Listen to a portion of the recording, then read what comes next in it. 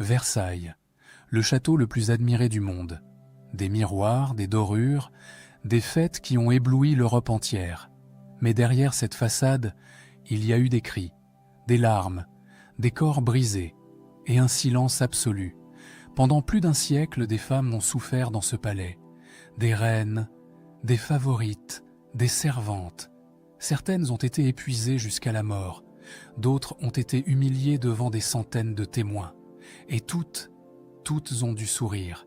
Parce qu'à Versailles, une femme n'avait pas le droit de pleurer, pas le droit de se plaindre, pas même le droit de fermer sa porte. Ce que vous allez découvrir, aucun manuel scolaire ne vous l'a jamais raconté.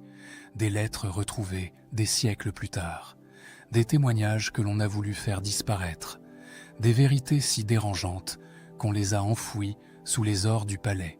Et pourtant, ces femmes ont laissé des traces, des mots, des preuves. Il a simplement fallu 300 ans pour que quelqu'un les écoute enfin. Avant de plonger dans cette histoire, dites-moi en commentaire d'où vous regardez cette vidéo. Et si vous aimez découvrir les vérités cachées de l'histoire de France, abonnez-vous maintenant. Parce que ce que vous allez voir ici, vous ne le trouverez nulle part ailleurs. L'histoire commence. 2 heures du matin. Nous sommes le 1er décembre 1778. Dans la chambre de la reine, au cœur du château de Versailles, une jeune femme de 23 ans est en train d'accoucher. Elle s'appelle Marie-Antoinette. Mais elle n'est pas seule. Autour de son lit, plus de 200 personnes se pressent dans la pièce. Des princes du sang, des duchesses, des ambassadeurs étrangers, des curieux de la cour venus assister au spectacle. Certains sont montés sur des meubles pour mieux voir. D'autres se bousculent près de la porte, tendant le cou pour apercevoir quelque chose. Les fenêtres sont fermées depuis des heures. L'air est devenu irrespirable. La chaleur des corps, les bougies qui brûlent par dizaines, l'odeur du sang et de la sueur. Et au milieu de tout cela, une femme qui souffre, qui crie, qui supplie peut-être qu'on la laisse tranquille. Mais personne ne part, parce qu'à Versailles, un accouchement royal n'est pas un moment intime. C'est un événement politique. Il faut des témoins. Il faut prouver que l'enfant est bien né du ventre de la reine. Il faut que tout le monde voie. Alors Marie-Antoinette accouche devant 200 personnes. Et quand l'enfant paraît enfin, quand on annonce que c'est une fille, la reine s'effondre. Elle perd connaissance. Son visage devient blanc comme la mort. Les médecins se précipitent. Mais dans cette foule compacte, ils peinent à l'atteindre. Le roi Louis XVI, désespéré, fait quelque chose d'impensable. Il brise lui-même une fenêtre de la chambre, malgré le froid de décembre, pour donner de l'air à sa femme. Les médecins pratiquent une saignée au pied pour la ranimer. Pendant de longues minutes, on croit qu'elle va mourir. Madame Campan, la première femme de chambre de la reine, a raconté cette scène dans ses mémoires.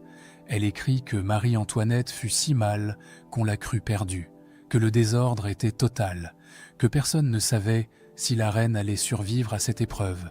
Et pourtant, cette scène brutale, humiliante, terrifiante, n'était pas un accident.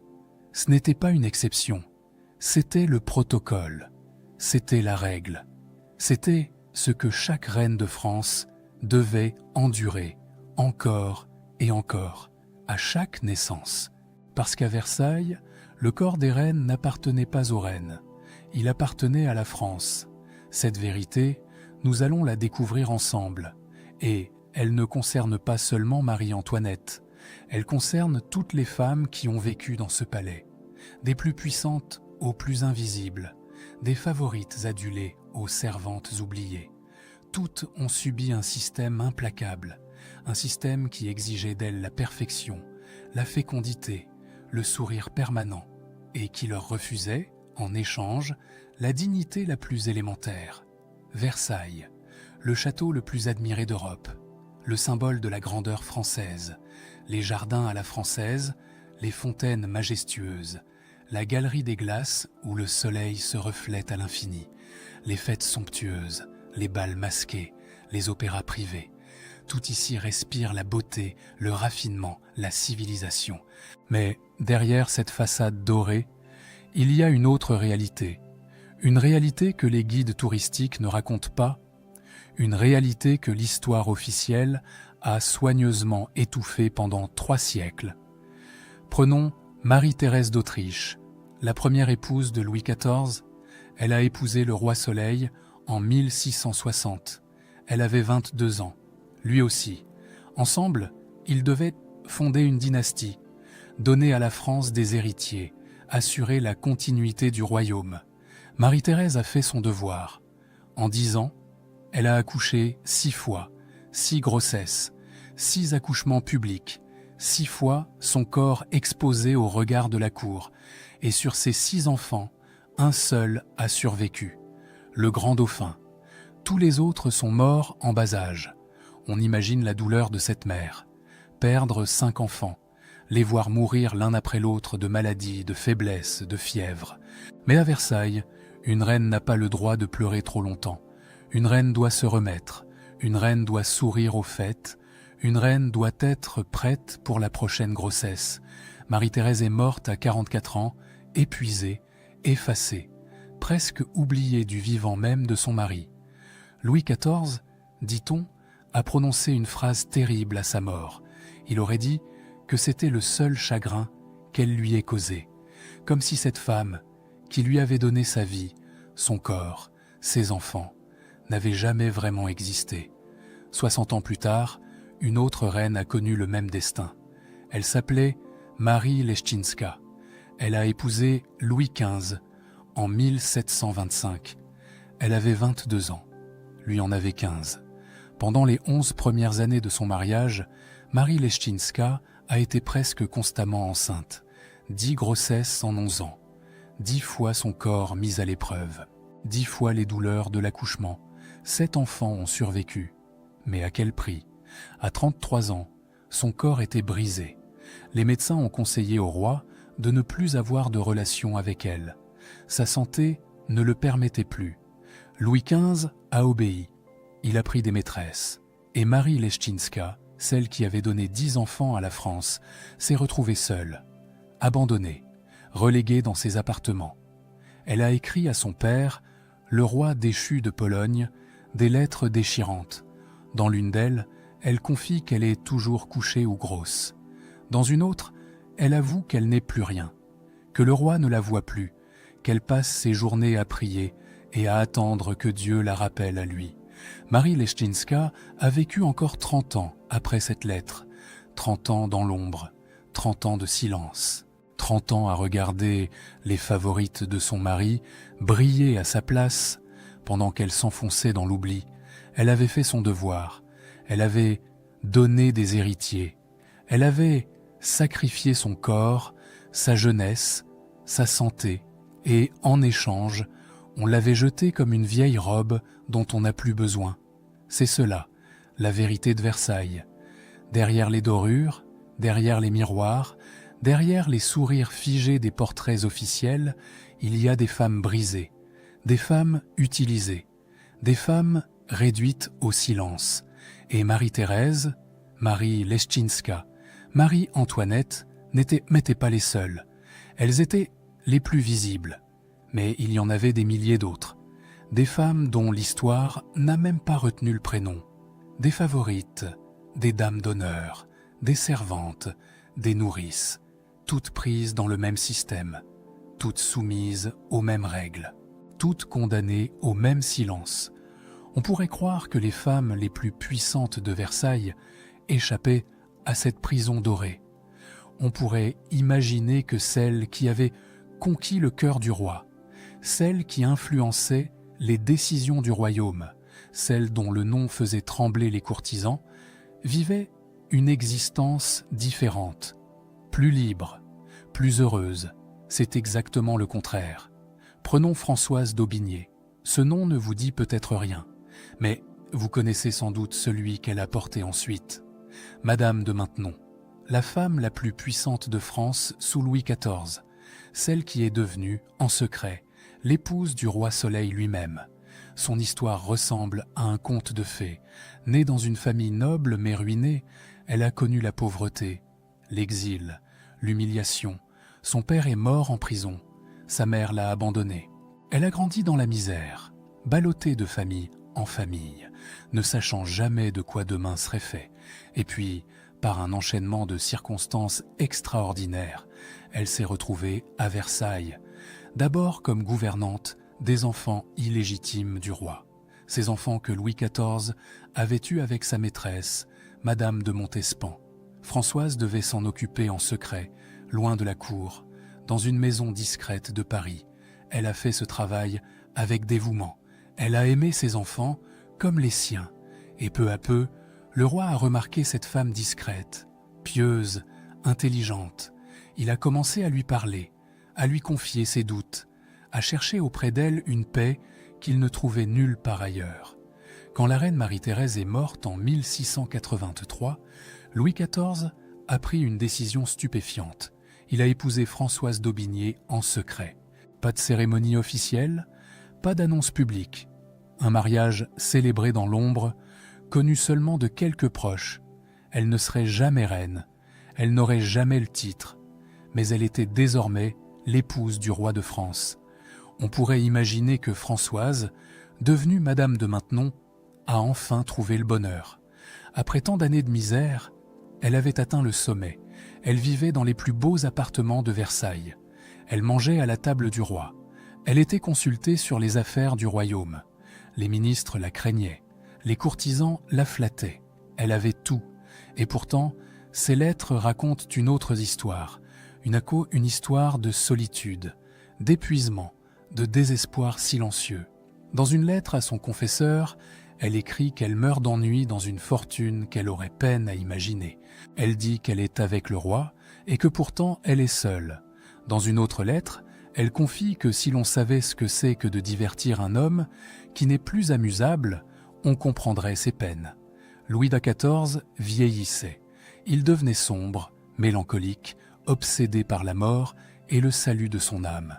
Et c'est Françoise qui devait porter ce fardeau. Chaque jour, pendant des heures, elle devait rester auprès de lui, l'écouter, le rassurer, le distraire, sans jamais montrer sa propre fatigue, sans jamais avouer son propre ennui, sans jamais laisser paraître qu'elle aussi, parfois, avait envie de fuir. Elle ne pouvait pas être reine officiellement, elle ne pouvait pas avoir d'enfant du roi, elle ne pouvait pas apparaître aux cérémonies publiques comme son épouse, elle devait rester dans l'ombre, toujours présente, mais jamais reconnue. Et autour d'elle, les courtisans la haïssaient, ils ne lui pardonnaient pas son ascension. Ils l'appelaient la vieille sorcière dans son dos. Ils attendaient sa chute avec impatience. Madame de Maintenon a tenu bon pendant plus de 30 ans. 30 ans à sourire quand elle voulait pleurer. 30 ans à paraître forte quand elle s'effondrait à l'intérieur. 30 ans à jouer un rôle épuisant dans une pièce qui ne finissait jamais. Quand Louis XIV est mort, en 1715, elle a été chassée de Versailles. Le nouveau régent, Philippe d'Orléans, ne voulait plus d'elle. Elle s'est retirée à Saint-Cyr, l'école pour jeunes filles qu'elle avait fondée. Elle y est morte 4 ans plus tard, à 83 ans, dans l'oubli et l'indifférence. Elle avait été la femme la plus puissante de France, et elle avait été, selon ses propres mots, l'une des plus malheureuses. Mais au moins, Madame de Maintenon a laissé des lettres. Elle a pu écrire, elle a pu confier sa souffrance à quelques proches. Des siècles plus tard, nous pouvons lire ces mots et comprendre ce qu'elle a vécu. D'autres femmes n'ont pas eu cette chance. D'autres femmes ont souffert à Versailles sans laisser la moindre trace. Leur douleur a disparu avec elles, engloutie dans le silence de l'histoire. Je pense aux servantes, aux lingères, aux femmes de chambre, aux cuisinières. Versailles employait des milliers de domestiques, et parmi eux, des centaines de femmes. Elles travaillaient dans l'ombre du palais, invisibles, interchangeables, corvéables à merci. Les archives du château nous apprennent qu'elles dormaient dans des soupentes, sous les toits. En hiver, ces pièces étaient glaciales. En été, elles devenaient des fournaises. Certaines travaillaient 16 heures par jour, sans jamais voir la lumière du soleil. Elles portaient des charges lourdes, montaient et descendaient des escaliers étroits des dizaines de fois par jour, usaient leur corps à des tâches répétitives et épuisantes. Quand elles tombaient malades, personne ne les soignait. Quand elles se blessaient, personne ne s'en souciait. Elles étaient remplaçables, Il y en avait toujours d'autres, venus des villages alentours, prêtes à prendre leur place pour quelques sous par jour. Et puis il y avait les nourrices, ces femmes venues de province pour allaiter les enfants royaux. On les choisissait pour la qualité de leur lait, pour leur bonne santé, pour leur robustesse. Mais pour devenir nourrice à Versailles, il fallait abandonner son propre enfant, le laisser au village, confié à une parente ou à une voisine, parfois pour des mois, parfois pour des années. Les archives révèlent des histoires déchirantes, des nourrices qui ont appris, en rentrant chez elles, que leur propre enfant était mort pendant leur absence, des femmes qui ont donné leur lait, leur temps, leur amour à un bébé royal, pendant que le leur mourait de faim ou de maladie à des lieues de là. Et quand l'enfant royal était sevré, on renvoyait la nourrice, sans remerciement, sans compensation, sans un regard en arrière. Elle avait servi, elle n'était plus utile, elle pouvait disparaître. Ces femmes n'ont pas écrit de lettres. Elles ne savaient souvent ni lire ni écrire. Leur souffrance n'a laissé aucune trace, sinon quelques lignes dans des registres d'administratifs, un prénom, une date d'arrivée, une date de départ, rien d'autre.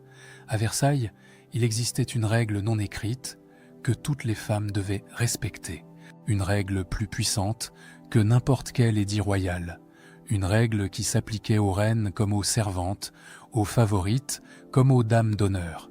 Cette règle était simple, elle tenait en quelques mots. Une femme ne pleure pas, une femme ne se plaint pas, une femme sourit, toujours. Cette exigence peut sembler anodine aujourd'hui. Après tout, dans beaucoup de sociétés, on attend des femmes qu'elles soient agréables, souriantes, accommodantes. Mais à Versailles, cette exigence prenait une dimension terrifiante, parce qu'à Versailles, tout était public, absolument tout. Une reine ne pouvait pas fermer sa porte, littéralement. L'étiquette exigeait que ses appartements restent accessibles aux personnes de haut rang. À tout moment du jour, des duchesses, des princesses, des ambassadrices pouvaient entrer chez elle, la regarder, l'observer, commenter sa tenue, son humeur, son teint, et rapporter au roi la moindre anomalie. Si la reine paraissait fatiguée, on s'interrogeait. Si elle semblait triste, on spéculait. Si elle pleurait, c'était un scandale. Une reine de France n'avait pas le droit d'être humaine. Elle devait être une statue vivante, belle, sereine, parfaite, 24 heures sur 24, 7 jours sur 7, année après année. Marie-Joseph de Saxe a appris cette leçon de la manière la plus cruelle. Elle était la belle-fille de Louis XV, l'épouse du dauphin, une femme cultivée, pieuse, aimée de son mari. Elle lui a donné plusieurs enfants, dont le futur Louis XVI, mais elle en a aussi perdu plusieurs. Des bébés morts en couche, des enfants emportés par la maladie avant d'avoir atteint leur 5e année. Chaque fois Marie-Joseph a pleuré. Comment aurait-elle pu faire autrement? Quelle mère ne pleure pas la mort de son enfant? Mais à Versailles, ces larmes étaient un problème. Le duc de Luynes, qui tenait un journal quotidien de la vie à la cour, a noté avec désapprobation que la dauphine pleurait encore. Il a écrit que cela déplaisait, qu'une princesse devait savoir cacher ses larmes. Quelques semaines après la mort d'un de ses enfants, Marie-Joseph a dû assister à une fête organisée à Versailles. Elle a dû sourire aux invités, danser peut-être, faire la conversation, alors que son cœur était en morceaux, alors qu'elle aurait voulu hurler de douleur, alors qu'elle n'avait qu'une envie, se terrer dans sa chambre et pleurer jusqu'à l'épuisement. Mais non, elle devait sourire, parce que c'était la règle, parce qu'à Versailles, le spectacle ne s'arrêtait jamais, parce que les souffrances des femmes n'avaient aucune importance face aux exigences de l'étiquette.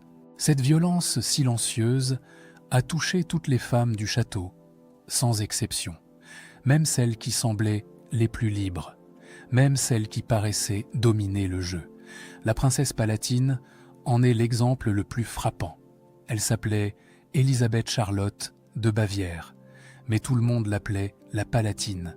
Elle était la belle-sœur de Louis XIV, l'épouse de son frère Philippe d'Orléans, une femme énergique, franche, dotée d'un sens de l'humour féroce et d'une intelligence acérée. La Palatine détestait Versailles. Elle détestait l'étiquette, les intrigues, les hypocrisies. Elle détestait devoir porter des robes inconfortables, assister à des cérémonies interminables, côtoyer des gens qu'elle méprisait. Et contrairement aux autres femmes de la cour, elle l'a écrit, abondamment. On a conservé plus de 60 000 lettres de la princesse Palatine. 60 000. Elle écrivait à sa famille en Allemagne, à ses amis, à ses correspondants à travers l'Europe. Et dans ses lettres, elle a tout raconté, tout ce que les autres femmes n'osaient pas dire, tout ce que l'étiquette interdisait d'exprimer. Elle a décrit Versailles comme une prison dorée où l'on étouffe sous les compliments. Elle a écrit que les femmes ici ne sont rien, même quand elles semblent tout. Elle a dénoncé les intrigues, les jalousies, les trahisons qui empoisonnaient la vie quotidienne. Elle a raconté l'ennui mortel des journées, les repas interminables, les conversations vides, les sourires forcés. Mais attention, la Palatine a écrit tout cela dans des lettres privées, des lettres qui n'ont été publiées qu'après sa mort. De son vivant, elle a joué le jeu comme les autres. Elle a souri aux cérémonies. Elle a fait la révérence au roi. Elle a supporté en silence les humiliations quotidiennes. Parce qu'elle savait que faire autrement était impossible. Parce qu'elle savait que le système était plus fort qu'elle. Et le système était effectivement plus fort que toutes les femmes qui ont essayé de lui résister, plus fort même que celles qui auraient dû avoir le pouvoir de le changer. Marie-Antoinette a essayé, à sa manière. Elle a tenté de fuir l'étiquette, de créer des espaces de liberté, de vivre autrement. Elle s'est fait construire le petit Trianon, un domaine privé où elle pouvait échapper au protocole. Elle y recevait ses amis sans les contraintes de Versailles. Elle y jouait à la bergère, disait-on avec mépris. Elle y respirait enfin. Mais chaque transgression lui a été reprochée. Chaque tentative de liberté a été retournée contre elle. On l'a accusée de mépriser la cour, de gaspiller l'argent du royaume, de se moquer des traditions françaises. Les pamphlets les plus orduriers ont circulé à son sujet. On l'a traitée de tous les noms. On a inventé les rumeurs les plus abjectes sur sa vie privée. Et quand la Révolution est arrivée, quand Marie-Antoinette s'est retrouvée devant le tribunal révolutionnaire, on lui a reproché jusqu'à ses tentatives d'échapper à Versailles, comme si vouloir respirer était un crime, comme si chercher un peu de dignité méritait la mort. Elle a été guillotinée le 16 octobre 1793. Elle avait 37 ans. Jusqu'au bout, elle a gardé sa dignité. Jusqu'au bout, elle n'a pas pleuré en public. Même face à la mort, elle a respecté la règle. Une femme ne pleure pas, une femme sourit, toujours. Ces femmes avaient-elles le choix? C'est la question qui traverse toute cette histoire, ou cette histoire. Aurait-elle pu refuser? Aurait-elle pu se rebeller? Aurait-elle pu briser les chaînes dorées qui les retenaient prisonnières? La réponse, malheureusement, est non. Le système était trop puissant. Les enjeux étaient trop élevés.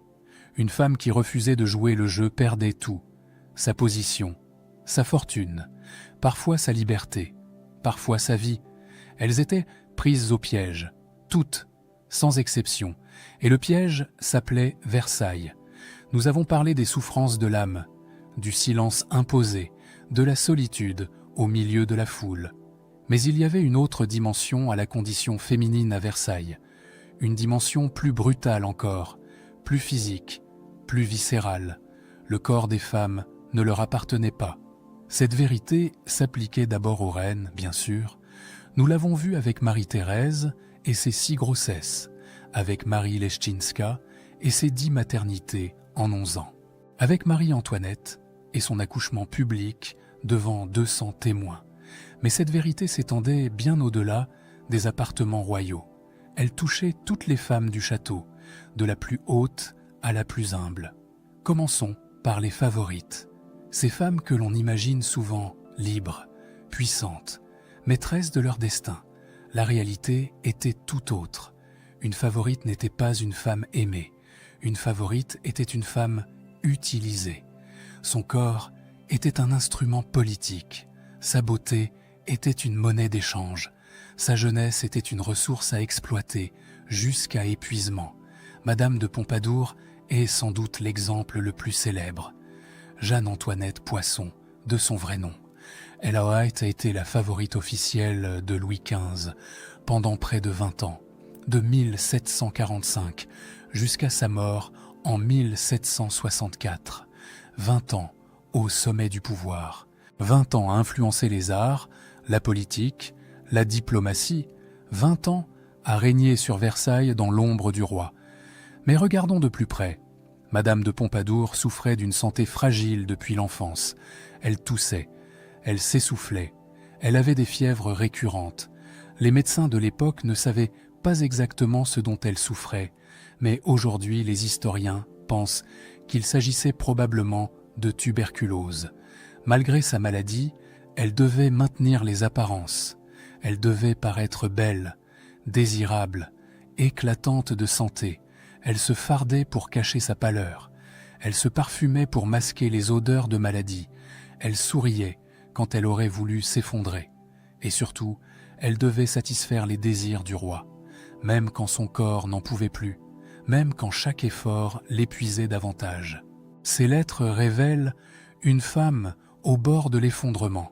Elle écrivait qu'elle n'en pouvait plus, qu'elle était à bout de force, que chaque journée était un combat. Mais elle ne pouvait pas s'arrêter, elle ne pouvait pas dire non, parce qu'une favorite qui ne satisfait plus le roi est une favorite remplacée. Et être remplacée, c'était tout perdre. La position, l'influence, la protection, tout.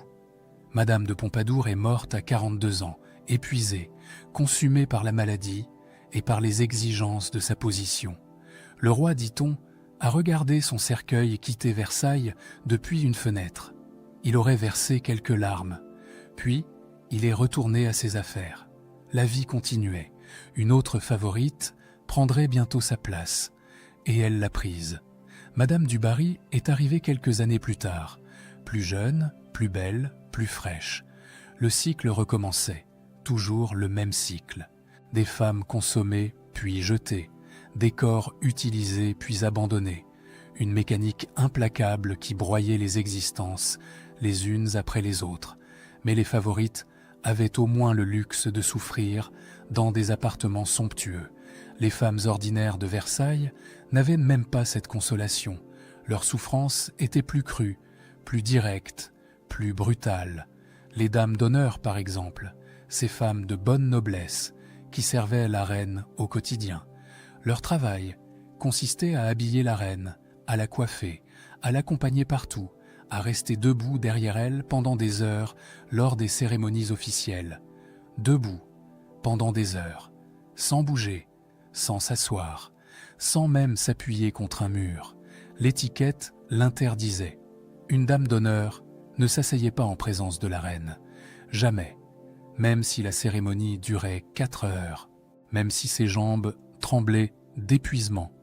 Même si elle était malade, enceinte ou simplement âgée.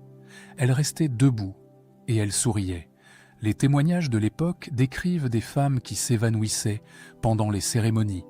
Des femmes qui devaient être évacuées discrètement parce qu'elles ne tenaient plus sur leurs jambes. Des femmes qui rentraient chez elles le soir avec les pieds gonflés, le dos brisé, incapables de marcher pendant des jours. Et que dire des femmes enceintes?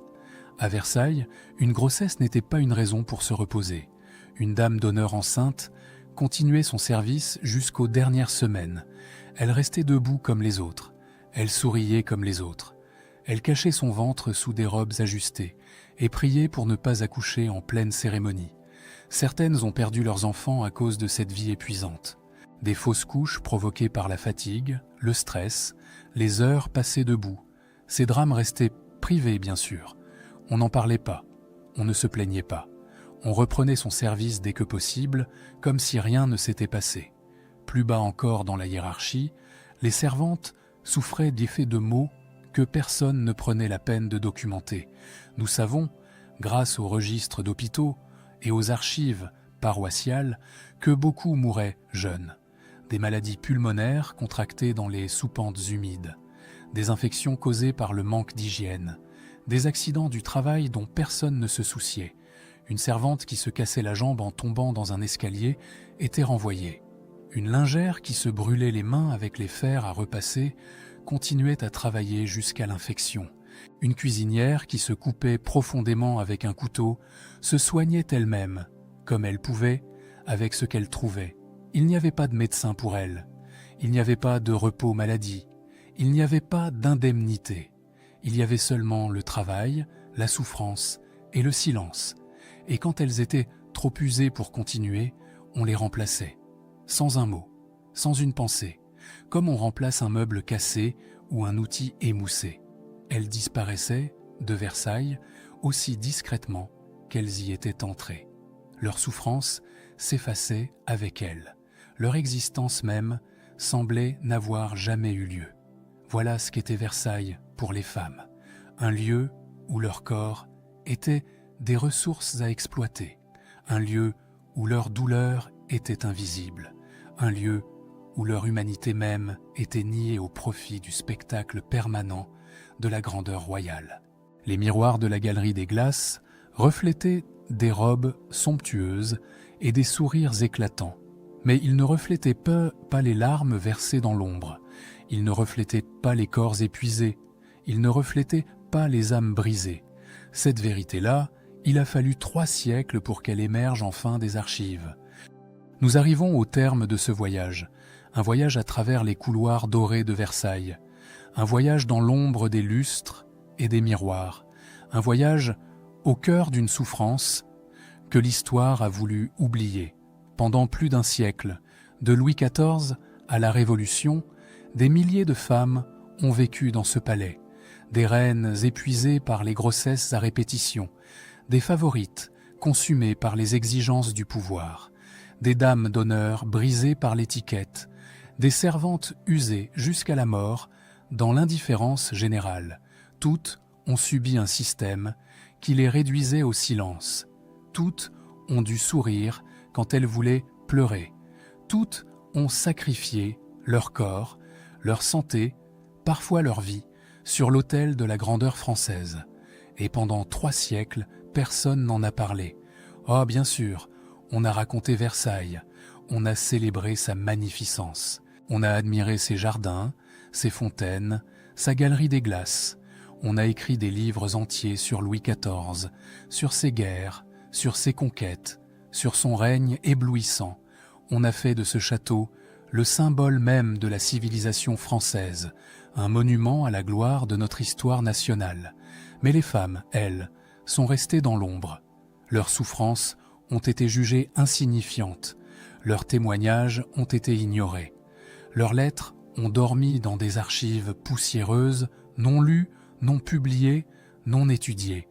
Il a fallu attendre le XXe siècle pour que des historiens commencent enfin à s'y intéresser. Il a fallu attendre que le regard change pour que ces voix étouffées puissent enfin se faire entendre. Aujourd'hui, nous pouvons lire les lettres de la princesse Palatine. Nous pouvons découvrir les confidences de Madame de Maintenon. Nous pouvons étudier les mémoires de Madame Campan. Nous pouvons fouiller les archives et retrouver les traces des servantes, des nourrices, des femmes ordinaires qui ont traversé Versailles sans laisser de nom. Et ce que ces documents nous révèlent est bouleversant. Ils nous montrent que derrière la façade dorée, il y avait de la douleur. Derrière les sourires figés des portraits, il y avait des larmes. Derrière la grandeur affichée, il y avait une humanité niée, exploitée, sacrifiée. Mais cette histoire ne parle pas seulement du passé. Elle nous parle aussi de nous, de notre époque, de notre société. Parce que Versailles n'était pas une exception. C'était le miroir grossissant d'un système qui existait partout en Europe et qui, sous d'autres formes, a perduré bien après la Révolution.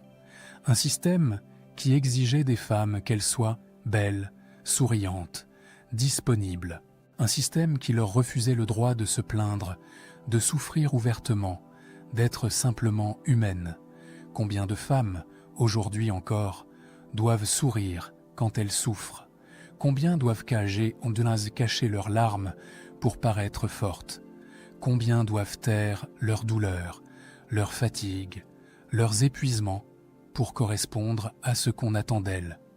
L'étiquette de Versailles a disparu, certes, mais d'autres étiquettes l'ont remplacée. D'autres injonctions silencieuses continuent de peser sur les épaules des femmes. Il ne s'agit pas ici de faire un procès anachronique. Il ne s'agit pas de juger Louis XIV ou Louis XV selon les critères de notre époque.